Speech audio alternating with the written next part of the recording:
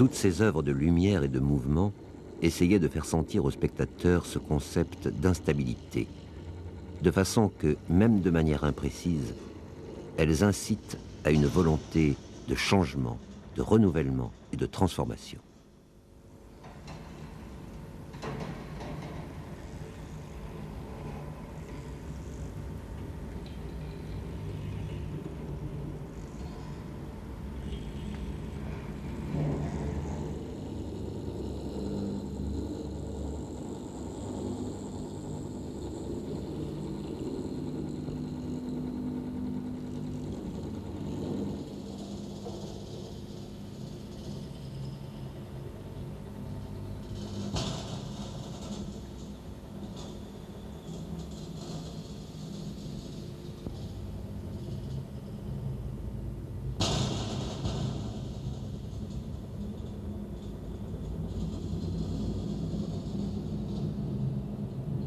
En 1964, Julio Leparc franchit un nouveau pas dans sa logique d'intégration du spectateur.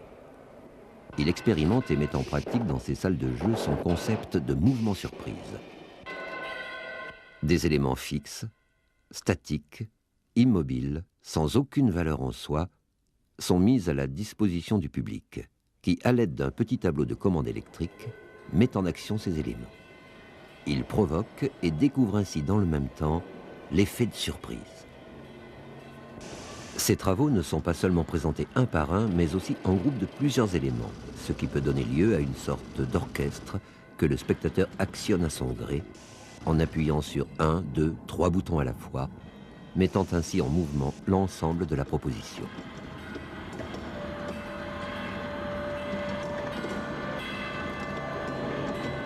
Tout cela fait que les spectateurs ne sont plus seulement en relation individuelle devant la proposition, mais qu'ils se forment des groupes, au sein desquels ils peuvent inventer des choses ensemble, alors qu'aucun de ces éléments ne porte en soi ni consigne, ni mode d'emploi.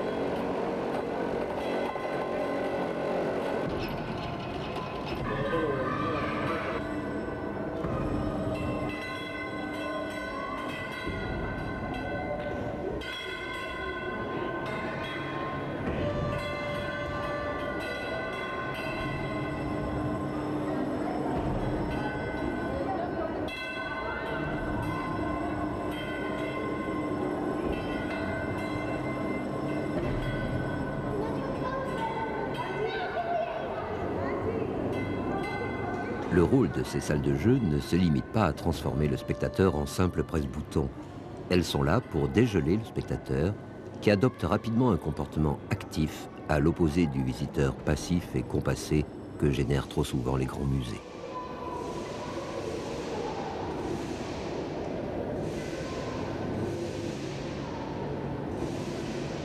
Mais il ne s'agit pas uniquement de pousser toujours plus loin la seule participation physique du spectateur.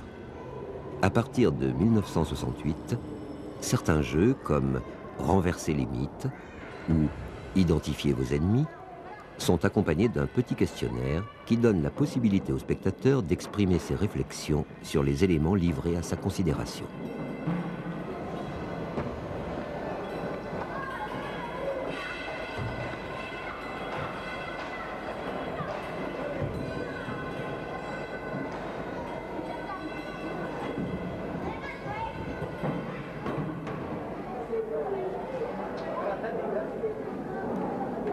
Avec ses expériences sur les déplacements, Julio Leparc franchit encore un pas. Cette fois-ci, le spectateur et ses mouvements dans l'espace sont considérés comme le moteur principal de l'œuvre. Si immobile, le spectateur regarde l'œuvre de face, il ne perçoit qu'une vague trame statique. C'est le fait que le spectateur se déplace en suivant l'œuvre des yeux qui produit des altérations de caractère optique, des multiplications d'images, des déformations. Sans le déplacement du regardant, l'œuvre n'existe pas.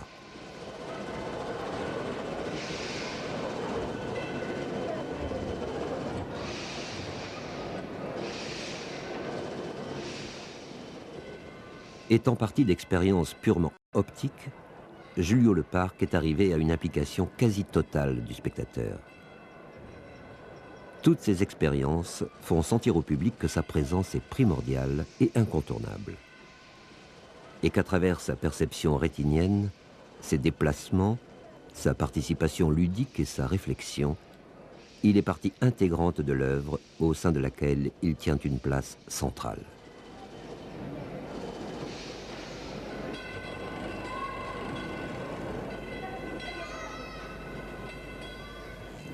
El esfuerzo mío siempre estuvo dirigido en ese sentido, tratar de crear las cosas lo más simples posible para que ellas a su vez pudieran crear una relación lo más directa con los espectadores.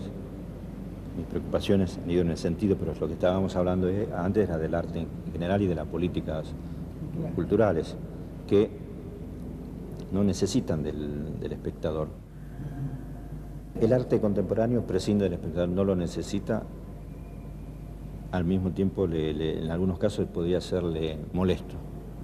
Los niños cuando entran a los museos se dan cuenta de que no pueden tocar, que no tienen que hacer ruido, que no tienen que correr, las personas mayores que no tienen que transpirar mucho para no alterar la humedad ambiente.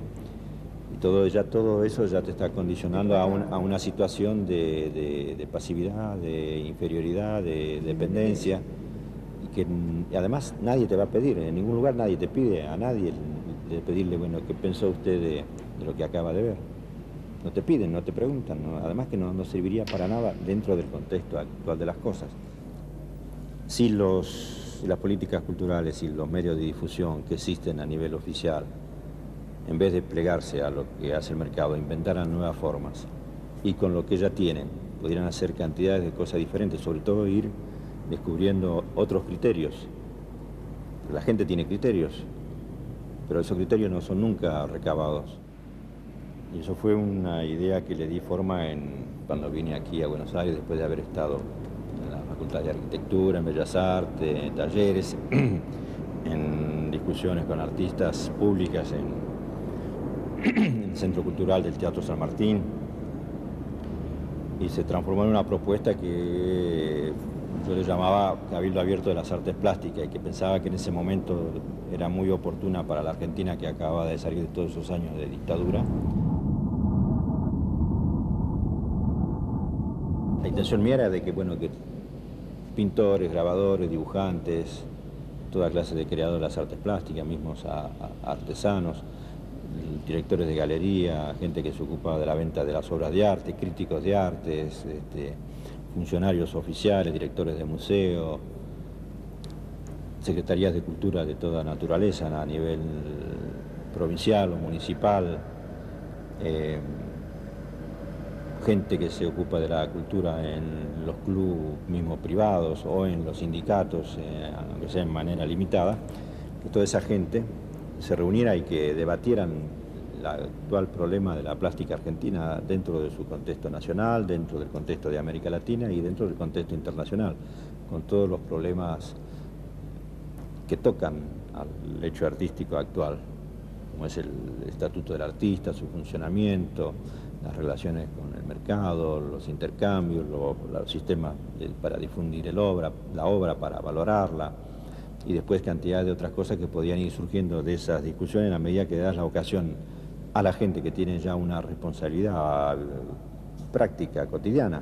En ese tipo de confrontación yo pensaba que una vez superados los naturales enfrentamientos, ya sea de carácter estético, político o ideológico, que se pudieran producir, la gente hubiera llegado a proposiciones precisas y concretas que hubieran sido de mucha utilidad para la Secretaría de Cultura y al mismo tiempo para darle una confianza a la gente misma. Ahí lo que hablábamos antes, podían haberse inventado cantidades de cosas a nivel de barrio, a nivel de club deportivo, a nivel de sindicato, a nivel de instituciones, de empresas, los cuales los artistas podían haber ido interviniendo en busca de una confrontación mayor y recabando otros criterios, otras opiniones, de manera que el panorama se abriera. Después lo propuse escrito y se lo mandé al secretario de Cultura y no me contestó nada, no contestó nada.